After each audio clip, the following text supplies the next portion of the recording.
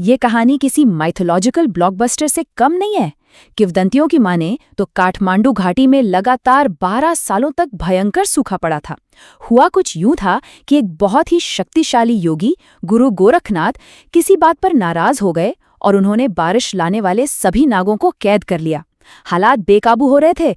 तब घाटी को बचाने के लिए राजा ने असम से साक्षात बारिश के देवता मछिंद्रनाथ को बुलाया, और जैसे ही बारिश के देवता आए, नाग मुक्त हो गए और घाटी में फिर से झमाझम बारिश होने लगी। सब कुछ ठीक हो गया, राइट?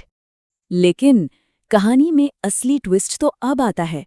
बारिश तो लौट आई, मगर तौधो झील के गहरे अंधेरे पानी के नीचे बसे नागलोक में एक नया संकट खड़ा हो गया। नागराज करकोटक की रानी की आंखों में एक भयंकर और जानलेवा बीमारी हो गई।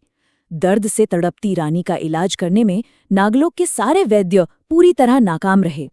परेशान होकर नागराज ने इंसानी रूप लिया और एक साधारण से जापू किसान को अपने साथ उस पानी के नीचे की रहस्यमयी दुनिया में ले गए। अब उस किसान के पास कोई जादुई जड़ी बूटी तो थी नहीं। उसने बस बारिश के देवता से प्रार्थना की, और पता है क्या किया? उसने अपने ही पसीने और शरीर की मिट्टी से एक लेप बनाकर रानी की आंखों पर लगा दिया, और चमत्कार देखिए, रानी के घाव तुरंत भर गए, मानो कोई जादू हो गया हो। इस चमत्कारी इलाज से नागराज इतने खुश हुए कि उन्होंने उस किसान को एक ऐसा तोहफा दिया जिसकी कोई कल्पना भी नहीं कर सकता था।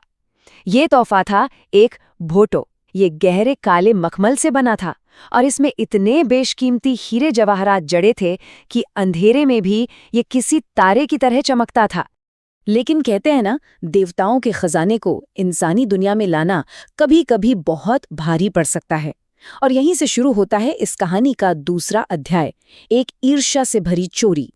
तो वो किसान उस चमचमाते भोटो को पहनकर पूरे गर्व से हर जगह घूमने लगा। जाहिर है वो अलौकिक वस्त्र हर किसी का ध्यान अपनी तरफ खींच रहा था। लेकिन परछाइयों में छिपी एक बुरी नजर भी उस पर पड़ चुकी थी। एक रूप बदलने वाला राक्षस, जिसे लाखे या ख्याक कहते हैं, उस भोटो को देखकर ईर्ष्या की आग में जलने लगा।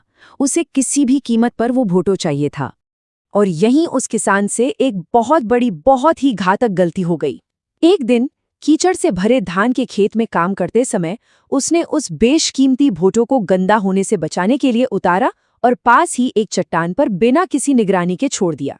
बस राक्षस तो इसी मौके की ताक में था। पलक झपकते ही भोटो गायब। किसान ने पलट कर देखा तो भोटो वहां नहीं था। हवा में गूंजती उस राक्षस की हंसी का पीछा करते हुए वो पागलों की तरह खेतों और घने जंगलों में भागा। लेकिन वो एक जादुई राक्षस था। अपनी अलौकिक गति से वो हवा में ही कहीं ओझल हो गया। किसान का वो अनमोल खजाना अब छिन चुका था। अब आते हैं कहानी के तीसरे और सबसे दिलचस्प मोड़ पर। महीनों बीत गए और ये पूरा तनाव जावला खेल के उसी भीड़-भाड़ वाले रथ उत्सव में एक भयंकर टकराव में बदल गया। हुआ ये कि उत्सव की भारी भीड़ में किसान की नजर अचानक एक आदमी पर पड़ी, जिसने बिल्कुल वही हीरे जड़ा भोटो पहना हुआ था। वो कोई और नहीं बल्कि इंसानी भेष में वही राक्षस था।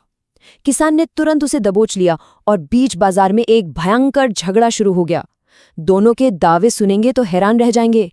किसान कह रहा था कि ये नागराज का दिया हुआ इनाम है, और राक्षस पूरे आत्मविश्वास से चिल्ला रहा था कि ये मेरी निजी संपत्ति है, जिसे इस किसान ने मेरे नहाते समय चुरा लिया था। हंगामा इतना बढ़ गया कि शाही रक्षकों को आना पड़ा और दोनों को सीधा राजा गुण कामदेव के दरबार में पेश किया गया। राजा ने दोनों की बातें सुनी, लेकिन उनके सामने एक अजीब सी कानूनी दुविधा खड़ी हो गई। राजा ने साफ साफ कहा, स्वामित्व का ठोस सबूत पेश करो। लेकिन मुश्किल ये थी कि दोनों में से किसी के पास भी अपनी कहानी साबित करने के लिए कोई भौतिक प्रमाण था ही नहीं। निराश होकर किसान ने नागराज करकोटक को गवाही देने के लिए पुकारा। नागराज ने उससे वादा किया था कि वो एक सफेद वस्त्र पहने भीड़ में सबसे लंबे व्यक्ति के रूप में एक ठंडी हवा के झोंके के साथ प्रकट होंगे। किसान भीड़ में उस गवाह को पागलों की तरह ढूंढता रहा, लेकिन नागराज वो कभी गवाही देने आए ही नहीं। तो अब राजा क्या करते? चलिए देखते हैं कि इस उलझन का समाधान कैसे निकला और कैसे ये आज तक के लिए एक अनंत काल का प्रश्न बन गया। जब कोई भी सबूत नहीं मिला तो राजा ने एक बहुत ही ऐतिहासिक और बुद्धिमानी भरा फैसला सुनाया। उन्होंने सबसे पहले उस विवादित फोटो को जब्त कर लिया, फिर उन्होंने उसे बारिश के देवता रातो मछिंद्रनाथ की दिव्य कस्टडी में सौंप दिया। और उनका आदेश क्या था? आदेश ये था कि ये भोटो हर साल सार्वजनिक रूप से तब तक दिखाया जाएगा जब तक कि इसका असली मालिक ठोस सबूत लेकर आगे नहीं आता। सदियों पुराना वो आदेश आज भी हमारी वास्तविकता को आकार दे रहा है। आज भी ये उत्सव महीनों तक चलता है।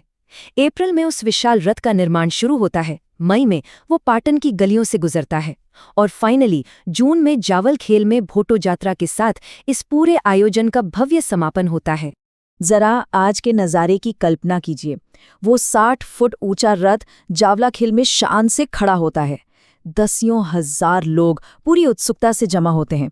एक सरकारी अधिकारी उस विशाल रथ के सबसे ऊपरी हिस्से पर चढ़ता है और उस चमचमाते भोटो को अपने हाथों में लेकर घाटी की चारों दिशाओं उत्तर, दक्षिण, पूर्व और पश्चिम की ओर घुमाकर भीड़ को दिखाता है, बिल्कुल वैसे ही जैसे सदियों पहले किया जाता था। और फिर पूरे मैदान में एक सांस रोक देने वाली शांति छा जाती है। दसियों हजार लोगों की भीड़ में कोई कुछ नहीं बोलता। हर आंख ये देखने के लिए बेताब होती है कि क्या आज 1600 साल बाद कोई परछाइयों से बाहर आकर अपना दावा पेश करेगा। लेकिन आज तक कोई आगे नहीं आया है। और यही इस पूरे विश्लेषण का सबसे रहस्यमयी सवाल है, जो यकीनन रोंगटे खड़े कर देता है। क्या कभी इस पवित्र भोटो का असली मालिक अपना हक जताने वापस आएगा? क्या नागराज कभी अपनी गवाही पूरी करेंगे, या फिर ये हीरे जड़ा भोटो अनंत काल तक भगवान की कस्टडी में यूं ही उस अधूरी कहानी के पूरे होने का इंतजार करता रहेगा? ये एक ऐसा सवाल है जिसका जवाब शायद सिर्फ और सिर्फ वक्त के पास है।